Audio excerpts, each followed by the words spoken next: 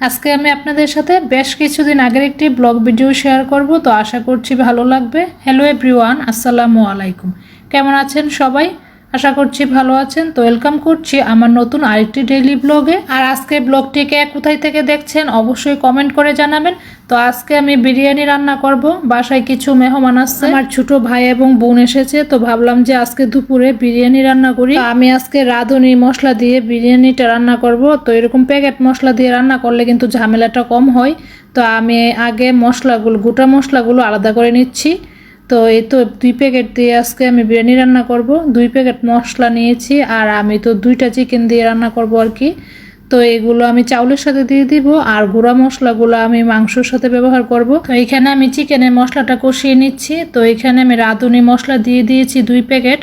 তারপরে এখানে কিছু আস্ত মশলাও দিয়েছি।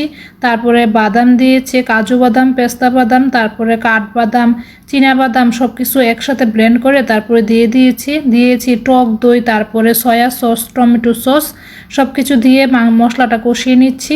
আর এদিকে আমি কিছু ডিমও ভেজে নিচ্ছি। এখানে আমি সামান্য লবণ আর অল্প একটু হলুদ দিয়ে তারপর ডিমগুলো ভেজে নিচ্ছি। আর এই যে মাংস কিন্তু কষানো হয়ে গিয়েছে, তো আমি আর একটু শুকিয়ে নিব ঝুলটা। আর সাথে আমি কিছু কাঁচামরিচ দিয়ে দিয়েছি সুন্দর একটা ফ্লেভারের জন্য। তো এখন আমি এখানে চাউলগুলো দিয়ে দিব, পোলাও চাউল দিয়ে তারপরে বিরিয়ানিটা রান্না করে নিব। তো এই তো রান্না বান্না হয়ে গিয়েছে। তো আমরা দুপুরে খাওয়া দাওয়া করে ভাবলাম যে একটু বাহিরে যাব বিকেলবেলা। আগে থেকে প্ল্যান ছিল যে বিকেলে একটু বাহিরে যাব, যার কারণে সকাল সকালে আমি রান্নাটা করে নিয়েছি। এই তো খাওয়া দাওয়া করে একটু রেস্ট নিলাম, তারপরে বেরিয়ে পড়লাম। তো আজকে যাব হচ্ছে খানপুর হসপিটালের পাশে অনেকগুলো স্ট্রিট ফুডের দোকান হয়েছে। তো ফেসবুক ইউটিউবে কিন্তু অনেকদিন যাবতই দেখছিলাম, কিন্তু যাওয়া হচ্ছিল না। আর আমাদের বাসা থেকে কিন্তু বেশি দূরেও না, 15 থেকে 20 মিনিট সময় লাগে অটো দিয়ে গেলে। তো আজকে ফাইনালি চলে যাচ্ছি। তো এখানে অনেকগুলো স্ট্রিট ফুডের দোকান আছে। অনেকদিন যাবতই যাব বলছি, কিন্তু যাওয়া হচ্ছে না। বাচ্চাদের স্কুলে ছুটি হয় সেই বিকেলবেলা, তো বাসায় এসে তখন আর যাওয়ার সময় হয় না, এই আর কি।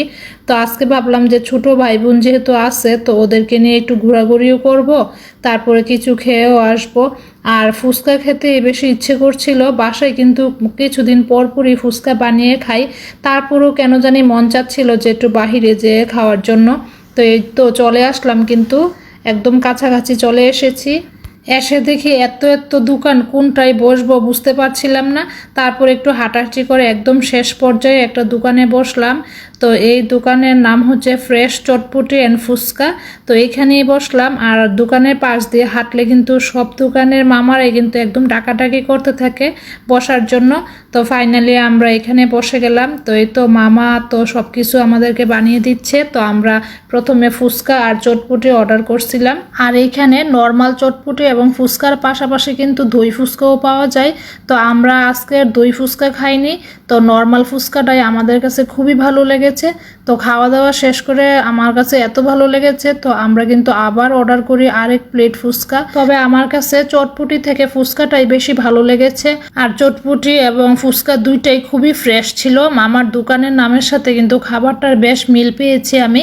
তো আমি তো আবার যাব চিন্তা করছি, আমার কাছে এত ভালো লেগেছে। আর যেহেতু আমাদের বাসা থেকে খুবই কাছে, বেশি সময়ও লাগে না, 15-20 মিনিট সময় লাগে। আমি বলবো যারা নারায়ণগঞ্জ থাকেন তারা একবার হলেও কিন্তু নারায়ণগঞ্জে খানপুর হসপিটালের পাশে এরকম স্ট্রিট ফুডের দোকানে মজার মজার খাবারগুলো খেয়ে আসতে পারেন। এখানে আসলে কিন্তু আপনারা সব ধরনের ফাস্ট ফুড, চটপটি, ফুচকা এবং সব কিছুই কিন্তু এখানে পেয়ে যাবেন। খাওয়া দাওয়া শেষ করে আমরা বাসায় চলে আসতেছি। তো আজকে বিকালটা তো খুবই ভালো কেটেছে, ছোট ভাই বোনদের সাথে একটু ঘোরাঘুরি করলাম। খাওয়া দাওয়া শেষ করে আর বেশি দেরি করিনি, বাসায় চলে আসলাম, কারণ সকালবেলা কিন্তু আমার ভাই বোন আবার মিরপুর চলে যাবে। এই ছোট্ট ব্লগটি এখানেই শেষ করে দিচ্ছি। কেমন লেগেছে কমেন্ট করে জানাবেন। তো সবাই ভালো থাকবেন, আল্লাহ হাফেজ।